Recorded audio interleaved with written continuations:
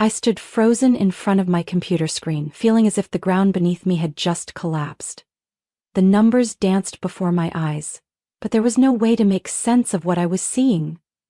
My retirement savings account was nearly empty, more than $350,000. The money my husband and I had saved for over 25 years was gone.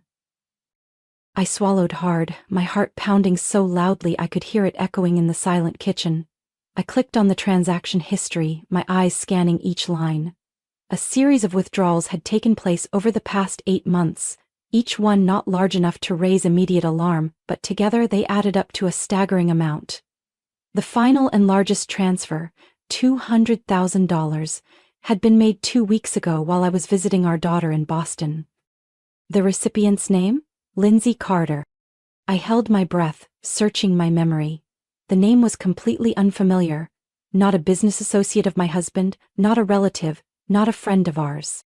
A chill ran down my spine. I grabbed my phone, my hands trembling as I dialed Mark's number. The man I had been married to for nearly 30 years. The man I had trusted more than anyone else. As the phone rang, I told myself that this must be a mistake. A bank error.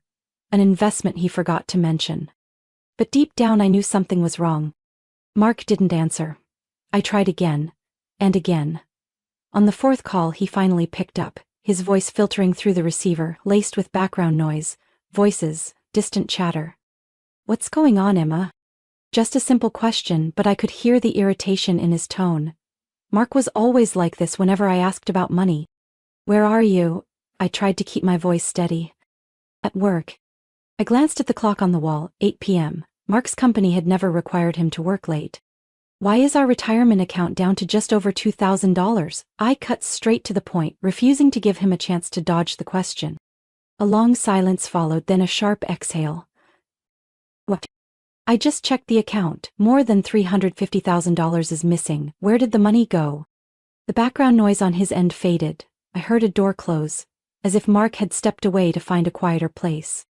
"You're invading my privacy, Emma," he said, his voice dropping to a low, controlled anger. "Why are you checking our account without asking me first?" I couldn't believe what I was hearing. "Are you trying to distract me?" I let out a bitter laugh, though nothing about this was funny. "This is our money, Mark. I have the right to know where it went." "You're unbelievable," Mark snapped, slamming something down, a glass maybe, onto a surface. "You're always so suspicious, so controlling. You're always convinced I'm hiding something." I couldn't believe the words coming out of his mouth. "Don't turn this around on me," I said, my voice steady but sharp. "What did you do with our retirement savings?" Mark let out a mocking chuckle, a sound so dismissive it sent a fresh wave of anger and unease through me. "I earned that money, Emma. It's my hard work." Each word hit like a slap. "Your hard work?" I gripped the phone tighter, forcing my voice to stay even. "And what about me, Mark?" "I gave up my career. I spent over 25 years taking care of our family, raising our children, handling every part of our home while you climbed the corporate ladder.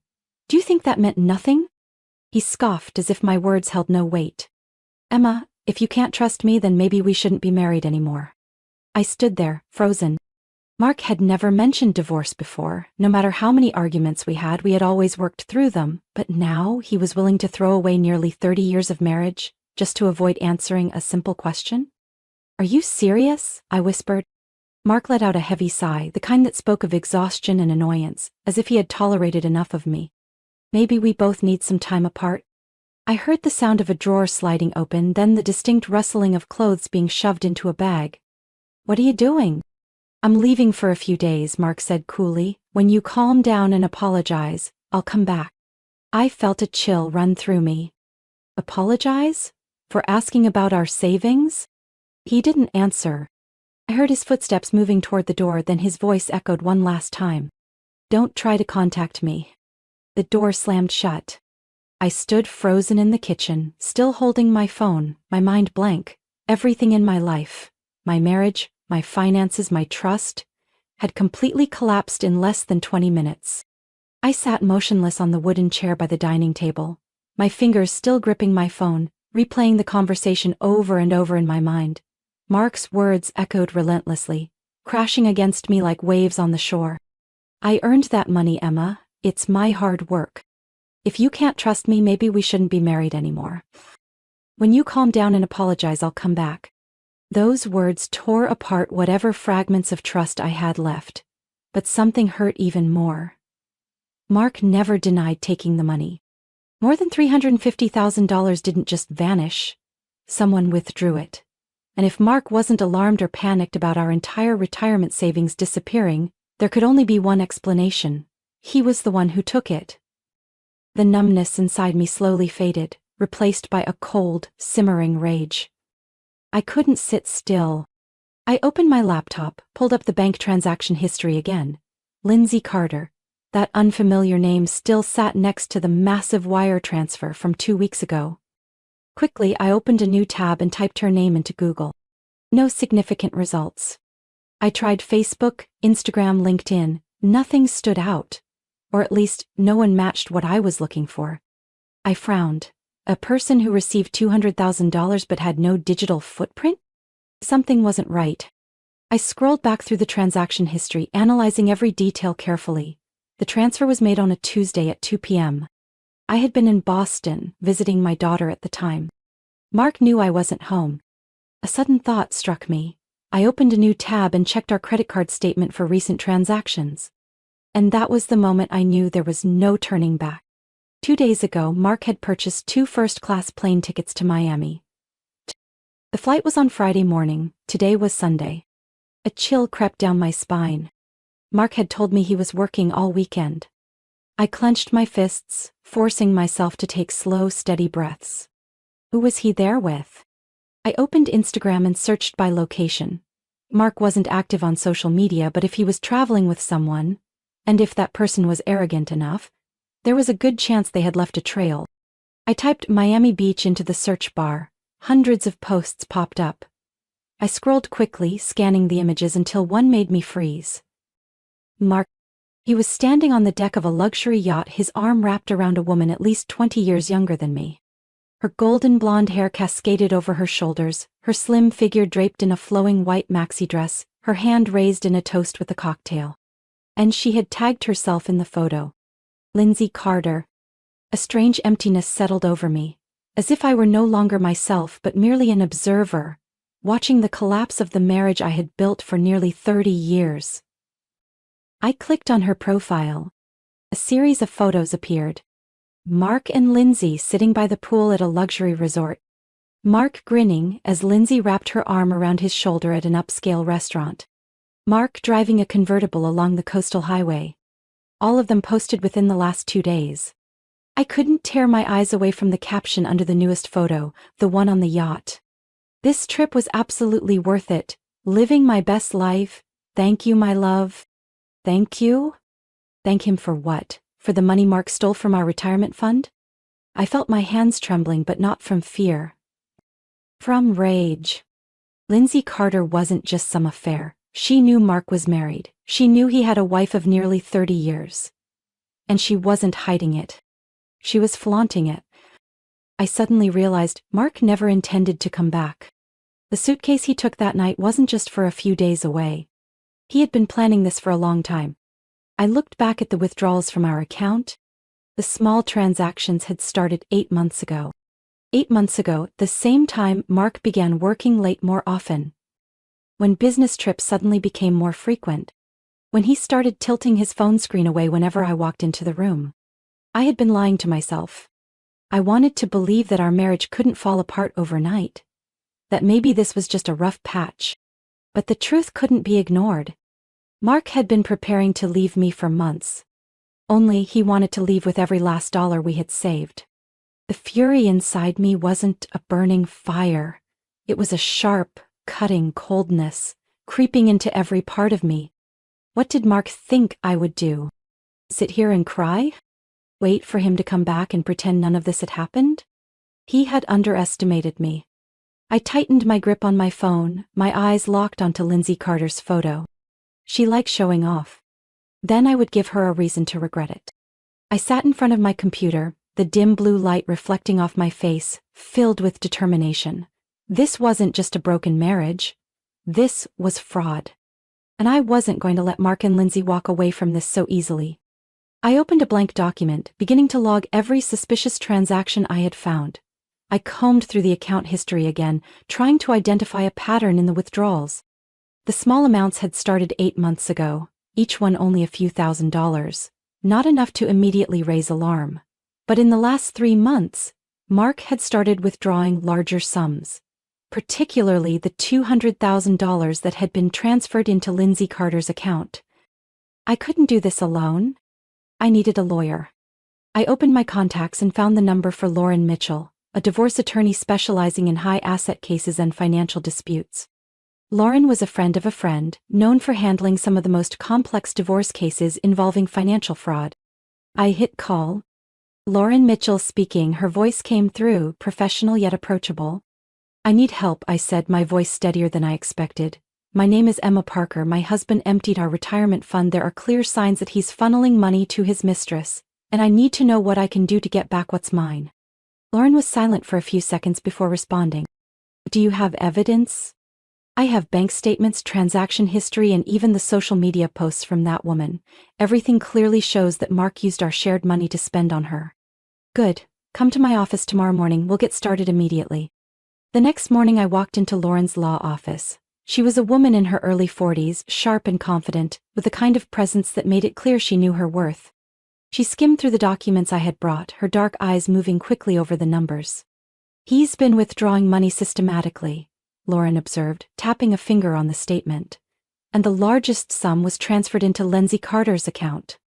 She looked up at me. "Emma, this isn't just an affair, this is marital asset theft. We can take Mark to court and request an immediate asset freeze." My heart pounded. "What exactly can we do?" Lauren gave a cold, calculating smile.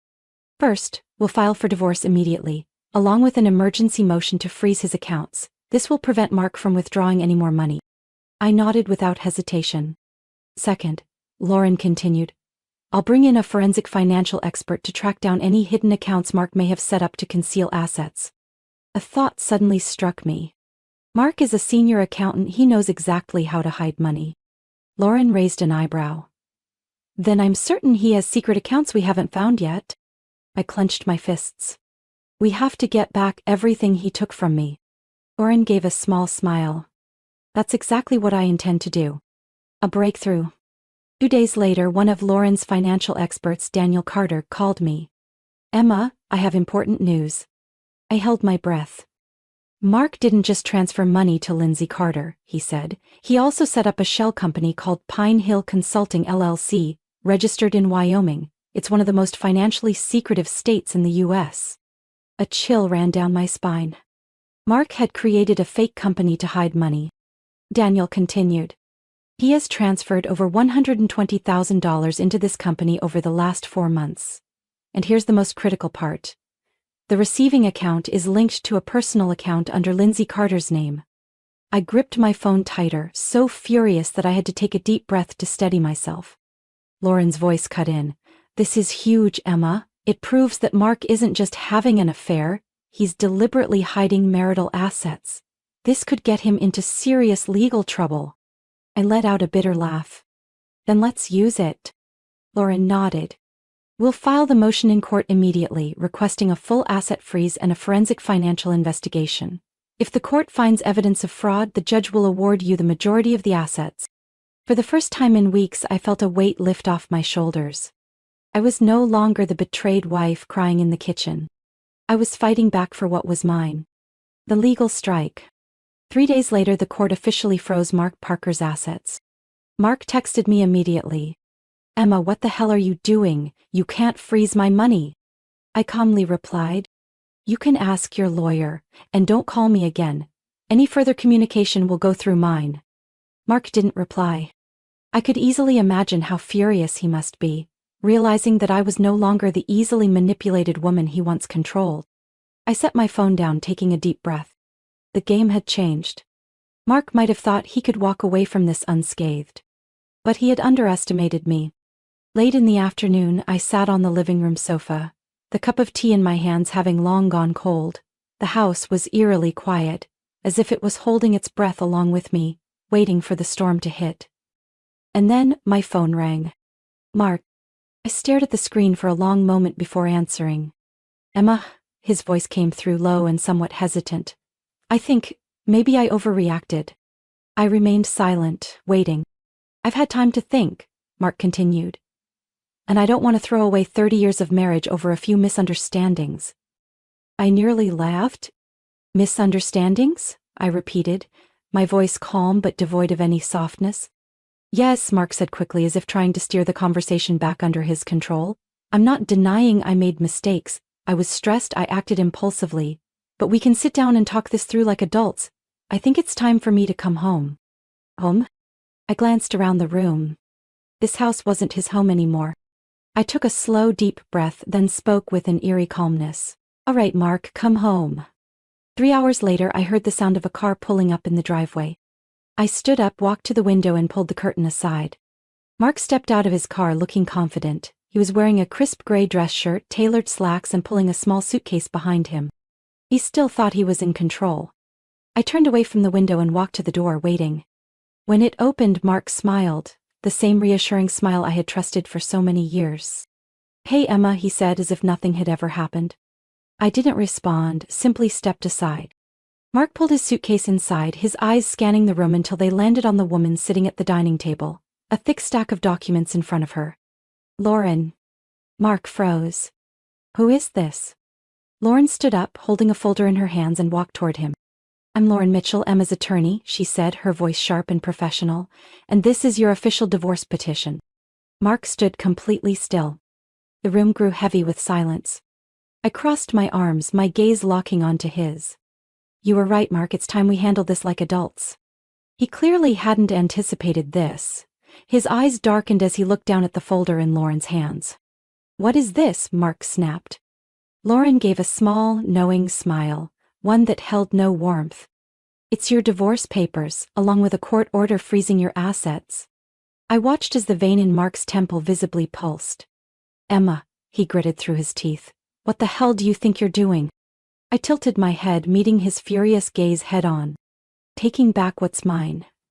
Mark threw the documents onto the table. This is a family matter, Emma. Why did you drag a lawyer into this? Why couldn't you just talk to me directly? I clenched my fists, trying to keep my voice steady despite the anger boiling inside me. You emptied our retirement fund, Mark. You withdrew $350,000 and transferred it to Lindsay Carter. You've been planning to leave me for 8 months. You didn't just betray me, you tried to steal my entire life. Mark opened his mouth to argue, but Lauren didn't give him the chance. We also found the shell company you set up in Wyoming, she said, flipping to another page. Pine Hill Consulting, LLC? A hidden account used to funnel another $120,000. Do you want to explain that? Mark's face turned pale. For a brief moment, I saw panic flicker in his eyes, but within seconds he forced himself to regain composure, taking a deep breath before giving me a smug smirk. Emma, you don't understand, he shook his head. Everything I did had a purpose. It was an investment, an opportunity to grow our money. I clenched both hands into fists, rage threatening to consume me. An investment? I let out a sharp laugh. Then why didn't you tell me? Why was the money transferred to Lindsay's account? Why did you take her on a luxury vacation to Miami with it? Mark said nothing. At that moment, another voice came from the staircase. Dad, did you really do this? I turned around. My daughter Sophie stood at the top of the stairs, her eyes red and filled with disbelief. Behind her were Ethan and Noah, my 2 sons. They had heard everything. Mark's expression darkened. Kids, I can explain. No need, Sophie cut him off, her voice trembling with anger. You betrayed Mom. You drained our family's retirement savings for another woman. There's nothing to explain. Ethan nodded, his gaze unwavering as he stared straight at his father. We stand with Mom. Mark looked at each of his children as if struggling to comprehend what was happening. For the first time, I saw him completely powerless. Mark took a deep breath, trying to regain control. Listen, he said, forcing his voice to stay calm. I'm the one who provided for this family. I have a right. The court will decide your rights, Lauren interrupted, sliding the divorce petition toward him. Right now, I suggest you leave this house immediately. Mark's jaw clenched, his eyes burning with fury. You think you've won, Emma? He snarled. This isn't over. I stood tall, meeting his glare without flinching. This isn't a game, Mark. This is a consequence. 3 days after Mark left in disgrace, I sat in Lauren Mitchell's office, a thick folder of financial records spread out in front of me. On the desk, every detail of Mark's fraudulent scheme had been carefully compiled. Lauren slid a document toward me, her lips curling into a cold smirk. We found over $320,000 in Mark's hidden accounts. Most of it was transferred through the Wyoming Shell Company, then into a personal account under Lindsay Carter's name. I had been right all along. Can we get that money back? I asked. Lauren nodded firmly. The court has already issued a freeze on all related accounts. But there's something even more important. She opened her laptop, scrolling through a few files before turning the screen toward me. I stared at the screen. An entire thread of messages backed up from Lindsay Carter's account. Indisputable conversations between Mark and Lindsay, where they discussed their plan to withdraw money, disguise it as an investment, and even detailed how to ensure I wouldn't find out. My throat went dry. How did you get this? Lauren leaned back in her chair, her eyes sharp with satisfaction. Lindsay handed them over. I looked up, stunned. Lauren nodded. Once she realized she could face criminal charges for accepting stolen funds, Lindsay reached out to us through her attorney. She's willing to cooperate to protect herself. I let out a laugh, but there was no humor in it. She betrayed Mark to save herself. Lauren shrugged. Loyalty disappears when the money runs out. I scrolled through the messages. Baby, it's done. That money is ours. Will disappear, she'll never know. Don't worry, I've planned everything. Emma might get suspicious, but she'll never find proof. I clenched my fists. He had underestimated me. Lauren shut the laptop, her expression razor-sharp. Emma, this is what we need to end this. With proof of financial fraud, the judge will rule in your favor. And Mark? She paused, the corner of her mouth curling slightly. We'll have nothing left to hold on to.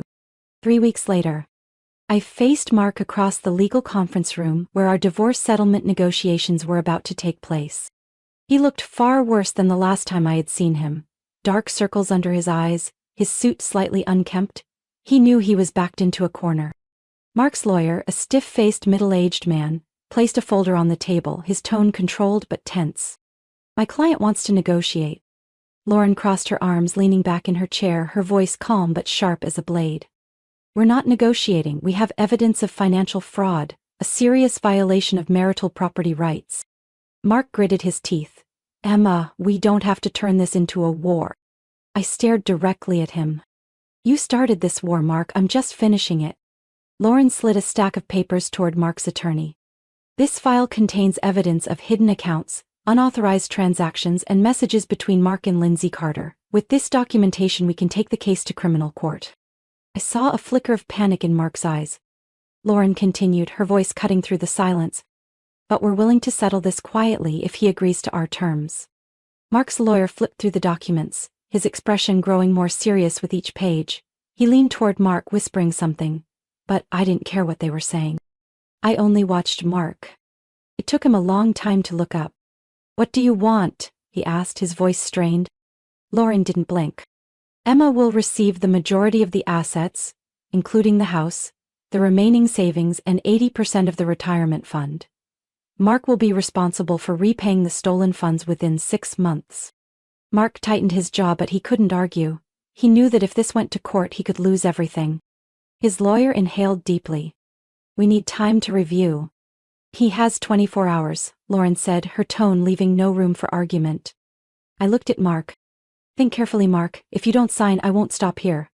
24 hours later, Mark signed the divorce settlement. He lost almost everything. I stepped out of the law office, taking in a deep breath. A sense of freedom filled my chest. I was no longer the betrayed, deceived woman. I had taken back everything that was mine. And Mark finally understood one thing. The person he underestimated the most was the one he should have feared all along. 1 year later, I stood on the balcony of my new condo, gazing out at the vast expanse of Lake Michigan. A peace. It was a feeling I hadn't known in the final years of my marriage. I had won, not just legally, but in the way I had rebuilt my life. After the divorce, I recovered nearly all the money Mark had stolen. With undeniable proof of his financial fraud, the court forced him to repay the stolen retirement funds. The marital home was sold, and I kept the majority of the profit. With that money, I invested in my own future. Mark wasn't so lucky. After the scandal spread through the financial world, his reputation was ruined. The company he had worked for fired him immediately once news of his fraud surfaced. No reputable firm wanted to hire a man who had been caught hiding marital assets. He was forced to leave the city, relocating to Seattle, where he found a lower-paying job, nothing close to what he once had. And Lindsay Carter? She left him the moment she realized he could no longer afford her lifestyle. I still remember the moment Lauren told me that Lindsay had blocked Mark's number, erased every trace of their relationship from social media, and moved on as if nothing had ever happened. Maybe she had found another Mark. But none of that mattered to me anymore. I had my own path to follow. After the divorce, I decided to take back more than just my financial stability. I reclaimed the career I had given up nearly 30 years ago. I went back to law school. I spent every evening, every weekend, studying, preparing, pushing myself to finish the dream I had once set aside for marriage. And I did it. That spring, I graduated with a law degree, an achievement I never imagined possible at this stage in my life. Lauren's law firm, the very firm that had helped me take Mark down, offered me a position as a legal consultant specializing in high-asset divorce cases. They wanted me on their team because they believed no one understood the injustice of marriage better than I did. I accepted. This lakefront condo was one of the first gifts I gave myself. A space that belonged entirely to me. No more neglectful husband. No more exhausting memories. I lost a husband, but I reclaimed myself. At one point, I had feared that life after divorce would be lonely. But now I realized loneliness isn't what's frightening. Living with someone who doesn't respect you is. I don't need anyone else to make me happy. I create my own happiness. I took a sip of coffee, feeling its warmth spread through my hands. The game was over. And I was the one who won. Marriage is built on trust, but it is also a financial commitment. Emma's story is not just about betrayal in love. It is a powerful lesson on financial independence and self-empowerment. In reality, many people, especially women, find themselves trapped in unhappy marriages because they lack financial autonomy. Emma proved that losing a husband does not mean losing everything. She stood up, reclaimed what was rightfully hers, and rebuilt her life even stronger. This is not just a story of revenge, it is a story of rebirth. What do you think about Emma's journey? Do you relate to her strength? What would you do in her situation? Share your thoughts in the comments. And don't forget to follow the channel for more compelling stories about family and life.